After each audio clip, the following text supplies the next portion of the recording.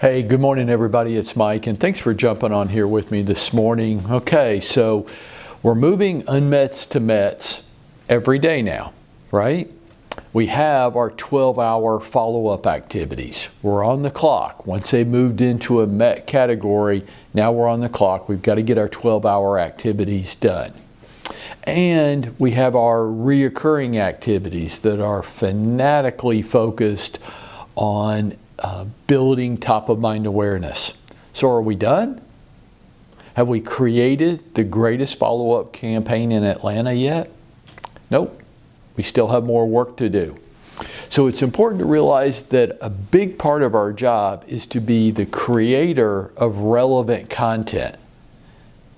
The creator of relevant content for that weekly video message that you're sending out via an embedded email to everybody, for your monthly newsletter, for your videos, for your social media posting, for your blogs and your podcast. See? One of the most common things I hear is, well, I couldn't think of anything. I couldn't think of anything is what people say that don't really want to do it. And they want to let themselves off the hook easily. And I say, well, I know it can be challenging. Writer's block is a problem for everybody, but it is our job to be the creator of relevant content. So managing our time effectively to ensure that we can deliver consistently becomes a really big deal. So I want you to start practicing the art of time blocking when it comes to your follow-up campaigns. And here's what I mean. I want you to set aside an hour in every workday. 1 hour in every day. Nothing else gets done inside this hour but your follow-up campaigns. And preferably this hour is early in the day. The earlier in the day things are, the more likely we are to get them done.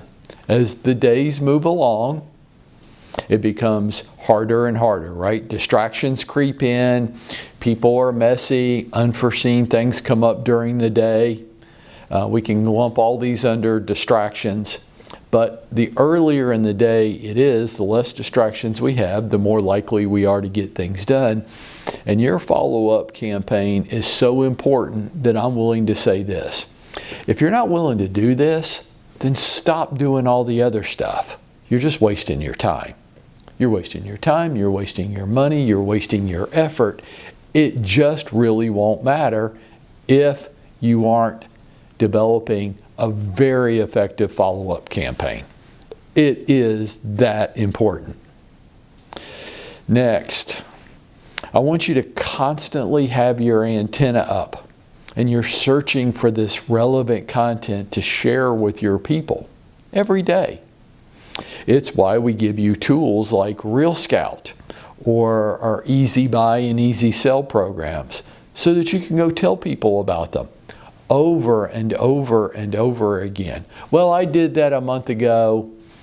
You think anybody was paying attention? Is that how the insurance companies run their commercials at you? Is it how the beer companies run their commercials at you? Or do they tell you over and over and over again until you know who Jake is, you know what company he works for, you know what kind of pants he wears? Right.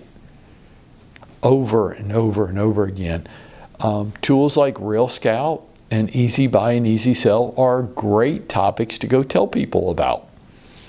It's another reason why a serious business person, somebody who's trying to do something significant in the next 12 months, is constantly looking at resources like the Atlanta Journal-Constitution, the Atlanta Business Chronicle, the Wall Street Journal. I like Barron's. I get 3 reports a day from the Barron's Journal. I find it, it's a media outlet, right? And some of you are thinking right now, Mike, I thought you make fun of the media all the time, and now you're telling us to, look, most of it's crap, but I'm the creator of relevant content. So I'm looking for the stuff that's not crap, and it's in there, that I can take and repurpose and make my own and share with my network of people. Content. I like Barron's. I like Housing Wire. I want to be aware of all of these publications every day. Why? Because coming up with relevant content is difficult. And I don't want to have to be that creative and original on my own. I'd like some help. So I want to encourage you in that area. I want to encourage you in another area. For those of you that are a little bit more ambitious than the average, you might consider having your own regular podcast. You might turn your podcast into written form, and that would be considered a blog. You might have your own YouTube channel where you're creating informative videos all the time. And then you're inviting people all the time, every day, inside that 1 hour of follow-up. Hey, Mr. Smith, I have a podcast I thought you might enjoy. Here's the link. Please follow. Here's my blog. Right? For those of you that are more ambitious, you might add those things to your follow-up campaign. But for all of us, we're constantly looking for relevant content to share.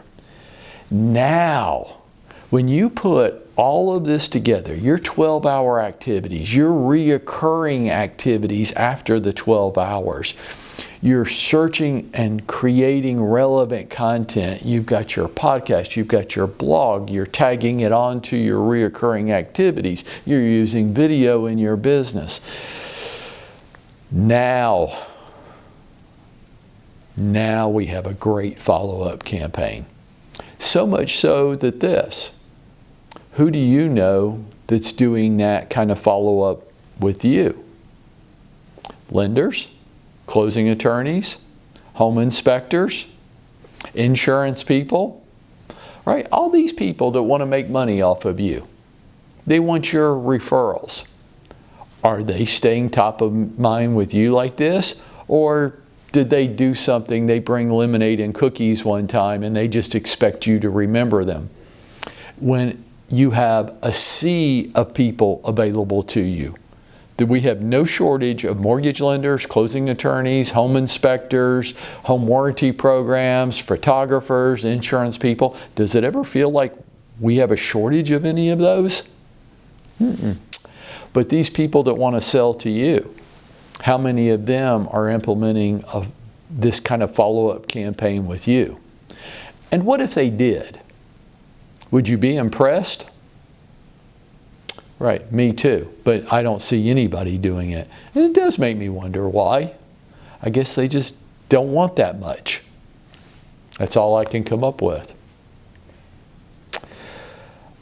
I hope you'll take this to heart. Some of you are wondering, like, well, what am I supposed to be doing today? Like, okay, Mike, you told us to get up and get dressed and get to work. And I'm here and I'm ready to do something and I have goals that I've set for the next 12 months. But where do I start? What do I do? I'm like, well, you know people on this planet, right? And those people somewhat like you, right? Are they in your CRM? And have you started the follow-up campaigns with them? Or you just want to sit here and count ceiling tiles and whine and play the victim? Well, I would, but I don't know what to do. You can't work here and say that. You can't. You can't work here and say, I don't know what to do.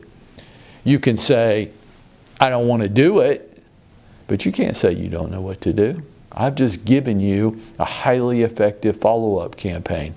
The only question I have is, will you do it? Are your goals that important to you? Now I want to finish this morning with this notation. This will be our last Power Talk call for 2023.